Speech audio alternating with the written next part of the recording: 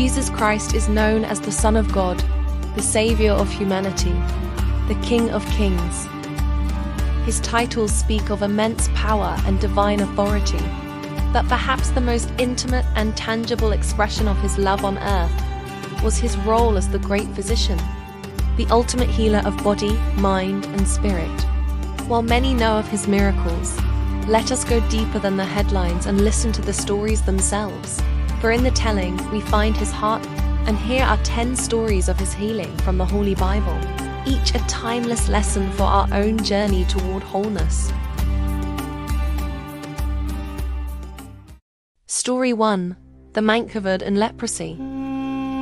It began with a man whose world had shrunk to the size of his own suffering. Leprosy had taken everything from him: his home, his family, his right to stand among others. The law commanded him to stay away, to cry out, "Unclean," to warn off the healthy. But one day he saw Jesus, and a desperate hope ignited a courage he didn't know he possessed. He broke every rule. He walked toward the crowd, which parted before him in horror. He reached Jesus, fell to his knees, and laid his heart bare with a simple, faith-filled plea. "Lord, if you are willing, you can make me clean." The crowd held its breath. What would the rabbi do? Jesus, moved with a deep and visible compassion, did not back away. He reached out his hand. He did the unthinkable. He touched the man. In that one act, he broke the law of man to fulfill the law of God's love. Then he spoke the words that remade the man's world. "I am willing, be clean." It wasn't a process. It was instantaneous. The diseased skin smoothed, the wholeness returned, and the man knelt there, no longer an outcast, but a man restored. Story 2. The paralytic man and his 4 friends. This story starts not with one man, but with 4 friends who simply refused to give up. They had carried their paralyzed companion on his mat to see Jesus, only to find the house so full that getting in was impossible. For them, impossible was just a problem to be solved. They carried their friend up the outside stairs to the flat roof. Then, with dust and determination, they began to dig. Imagine the scene inside. Jesus is teaching when bits of clay and debris start falling from the ceiling. A hole appears. It widens. And then, a man on a mat is lowered down right in front of him. Jesus looked up, and seeing the radical faith of the 4 friends on the roof, he turned to the paralyzed man. But he didn't heal his legs first. He looked into the man's soul and said, "Son, your sins are forgiven." The religious leaders were furious in their hearts. To prove he had the authority to do both, Jesus then spoke the words of power. "Get up, take your mat, and go home."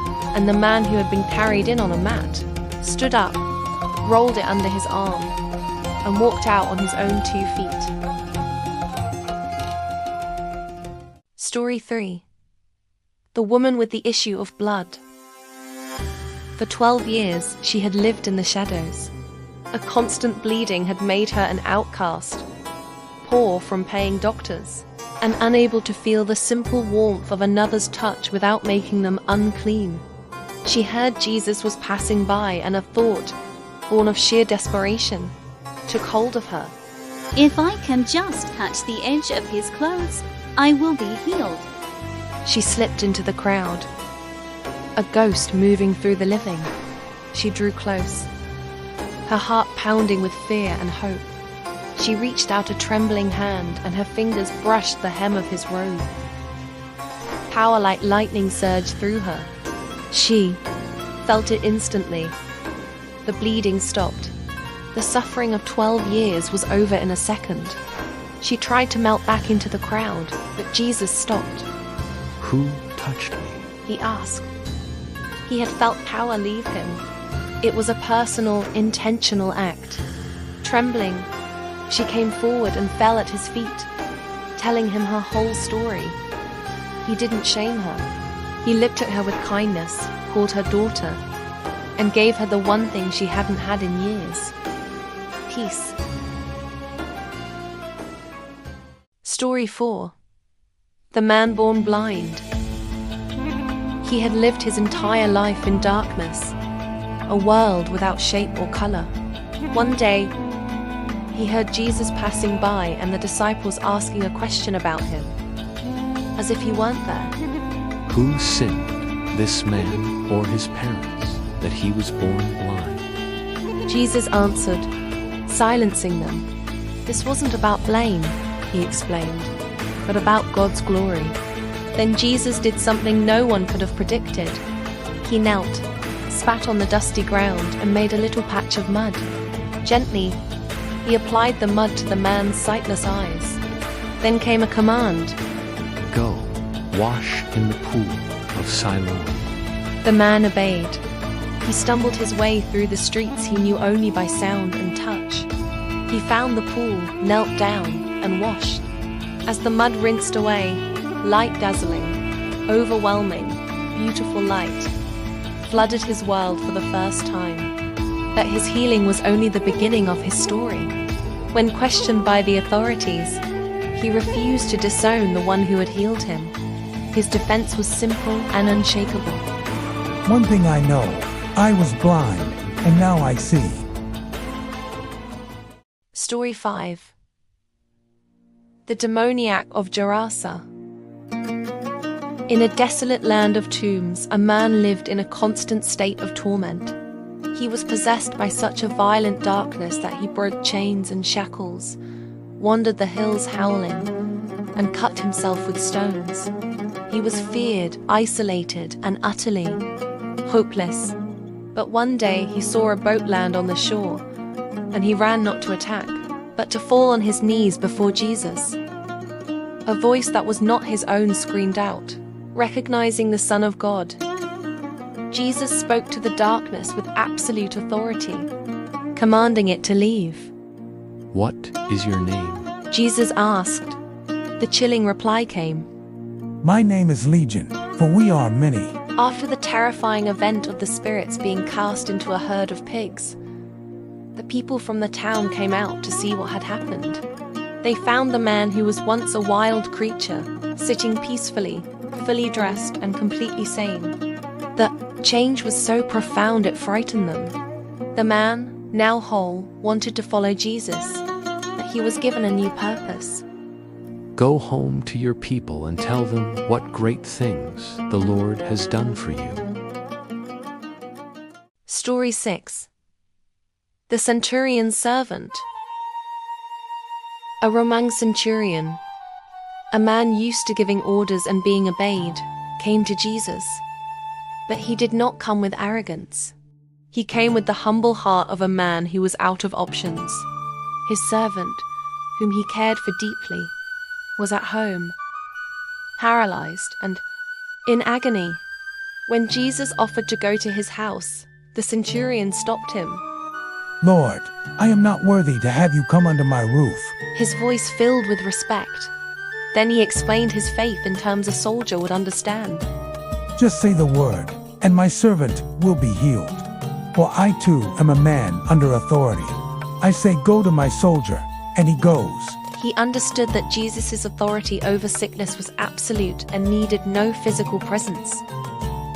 Jesus marveled at this. He declared he had never seen such faith. He looked at the centurion and gave the command the man had trusted in. Go, it will be done just as you believed. And at that very moment, the servant was healed. Story 7. The man with the withered hand. The synagogue was tense. It was the Sabbath, and Jesus' enemies were watching his every move. They had set a trap, and the bait was a man with a withered, useless hand. They waited, hoping Jesus would break their law by healing him. Jesus knew their thoughts. He looked at the man, hidden in the crowd, and called him out. Stand up in front of everyone. The man's shame was now on display for all to see. Jesus then turned to the cold-hearted watchers. Is it lawful on the Sabbath to do good or to do evil, to save a life or to destroy it? They stood in stony silence. Grieved by their stubbornness, Jesus turned his attention back to the man. He didn't touch him. He didn't say a long prayer. He gave a simple command that required an act of faith. Stretch out your hand. The man obeyed, and as he stretched out the lifeless limb, new strength, new life, new wholeness flowed into it before everyone's eyes. Story 8. The healing of Jairus' daughter. Jairus, a leader of the synagogue, ran to Jesus and fell at his feet, his dignity forgotten in his desperation. My little daughter is dying. Please come. He pleaded. Jesus started toward the man's house, but the journey was interrupted. A delay. And in that delay, the worst news came. Servants arrived from the house and told Jairus, "Your daughter is dead. Don't bother the teacher anymore." The light went out of the father's eyes. It was over. But Jesus leaned in and spoke directly to Jairus' despair. Don't be afraid. Just keep believing. When they finally arrived, the house was already filled with the loud wailing of mourners. Jesus walked past them, into the room where the little girl lay still and silent.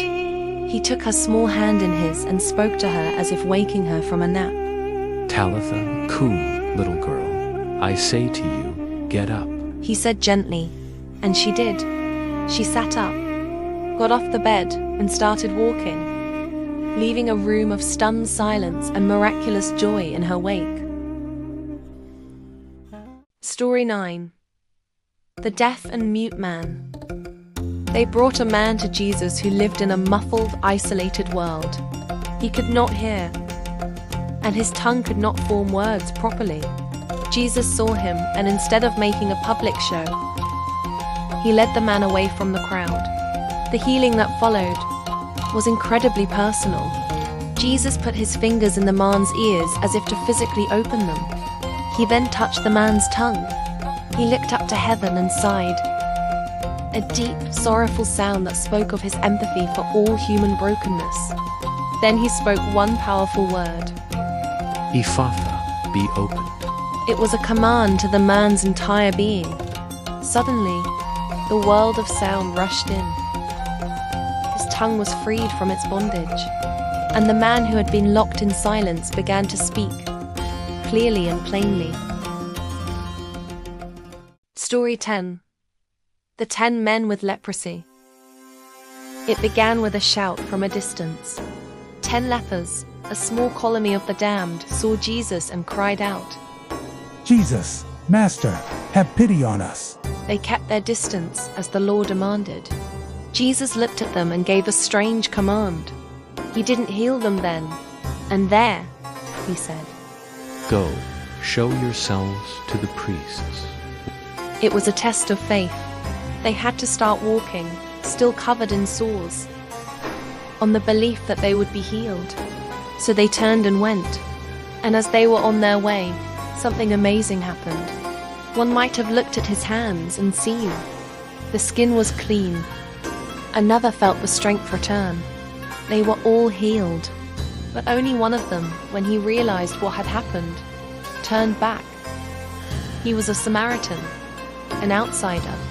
He ran back, shouting praises to God, and threw himself at Jesus's feet, overcome with gratitude. Jesus looked at him and asked the heartbreaking question, Were not all 10 cleansed? Where are the other 9? Rise and go. Your faith has made you well.